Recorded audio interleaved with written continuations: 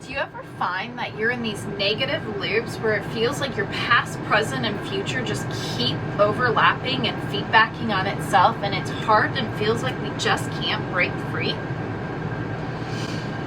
I'm Jennifer Evans with Empowering Wellness Counseling Solutions, and I'm here to talk about predictability of behavior and really looking at the negative dynamic and the interactions we have with others.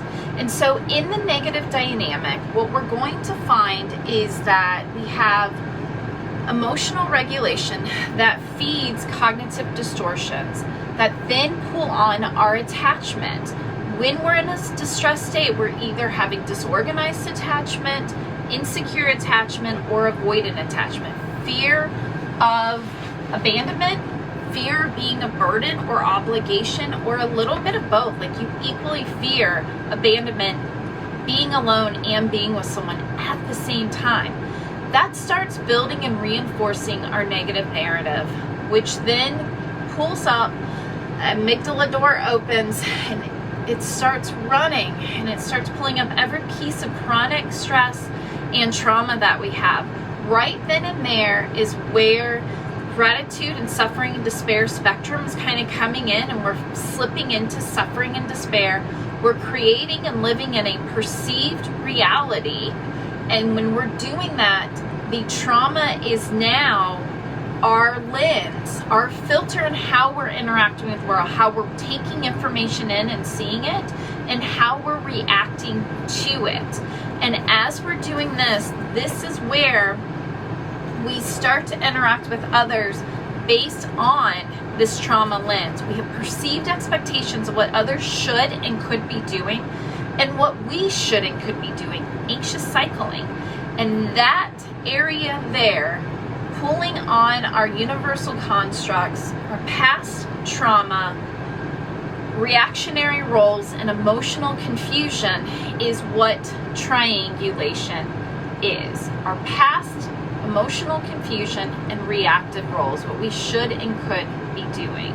And as we get into these triangulated states, we start to have an expression of emotion. We either are shutting down, which is dysregulated emotions by being muted, overly emoting, which is kind of these overly outbursts of crying, temper tantruming, or anger outbursts, which causes more emotional reactions. And looking at that triangulated state, we're living in a perceived reality. We're asking others to kind of validate our perceived reality. We have these expectations of what emotions should be there. Our past is getting really entangled with all of it. And that is where some common psychological principles come in. The Karpman Drama Triangle and transactional analysis. In the Karpman Drama Triangle, what we find is that there is a persecutor, a victim, and a rescuer. And whoever is on that triangle goes and finds other people on the triangle, and then they don't even care. They don't even care where they're on the triangle. They just need to find others in the triangle, and then they'll figure out their roles later. And sometimes they'll come in as a persecutor, but they ultimately take in a victim role, martyr. Sometimes that rescuer comes in with all that too. But they want other people because that validates their perceived reality. And sometimes they're just yelling at you so that you jump on the triangle with them. And again, they can take on a victim role, and now you're either rescuing them or you're persecuting them.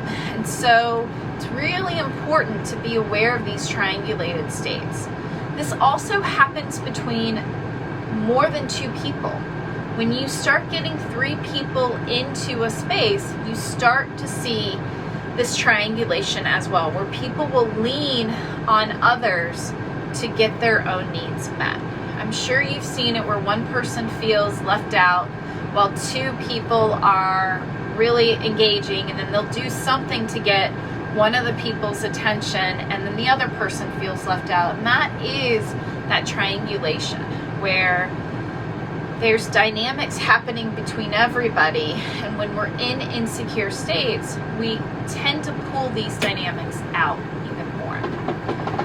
In transactional analysis, we have an adult ego state, and then people will occupy a parent ego state, which can be very critical and judgmental and stern or aggressive, but it can also be very nurturing and loving and supportive.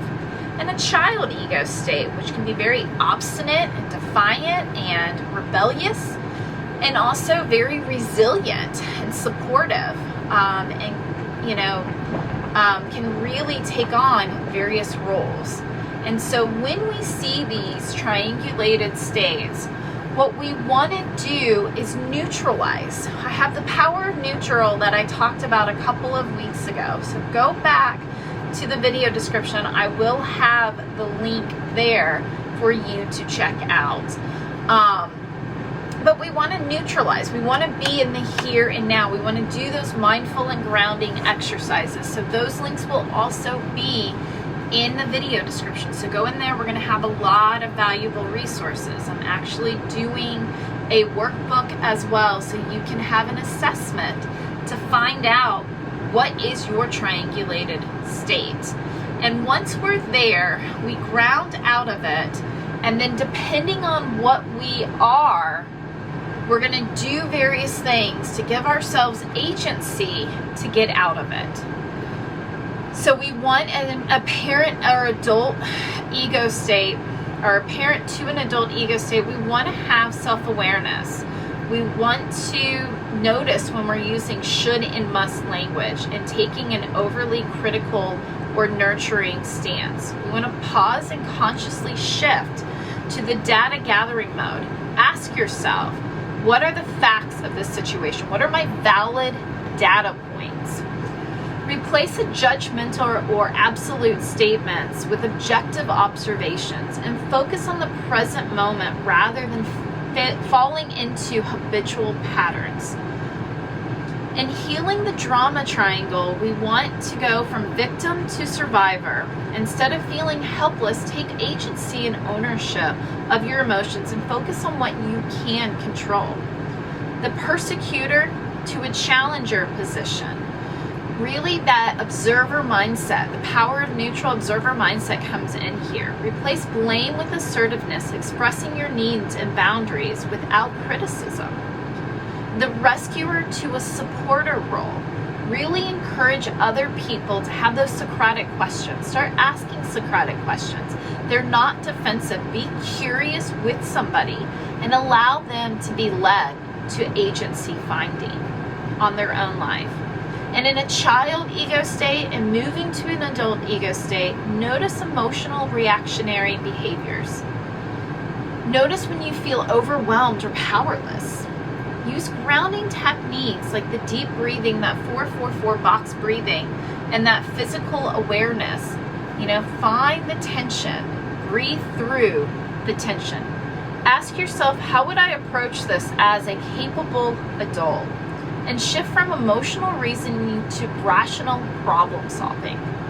When you're recognizing implicit requests for these transactions, so you're just kind of sitting here and you're like, why do I feel like I need to be a resilient child right now? Why do I feel like I need to be a mother while, my partner is having a temper tantrum right now? Taking a parent role, that persecutor rescuer position, that criticizing and rescuing and pulling for the child, or acting from the child, that victim rescuer position, and that helpless rebellious and pulling for the parent. Ground in those positions. Find the valid data points. Be curious with the observer mindset to notice what is going on, and set very clear boundaries on what it is that you need right now. And if it feels I statements, right? I feel like I'm being pulled in to a parent state. I feel like I am being asked to be angry and assertive, and I don't want to be angry and critical right now. I don't find that to be of value right now, and I don't feel that way.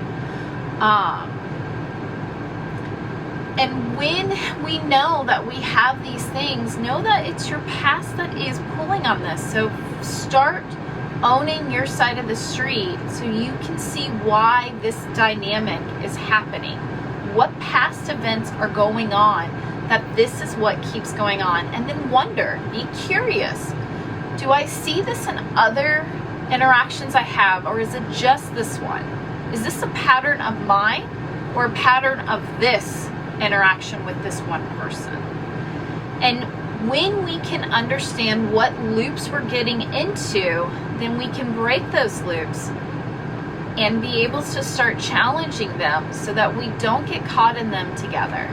I have a relationship masterclass that I have built. So if you and your partner are looking to rebuild and continue your love story, I have it's going to be about 20 session masterclass that you can take at your own time. You have feedback from an expert to be able to make sure that you are gaining progress and that you are able to maintain your needs and goals in the class.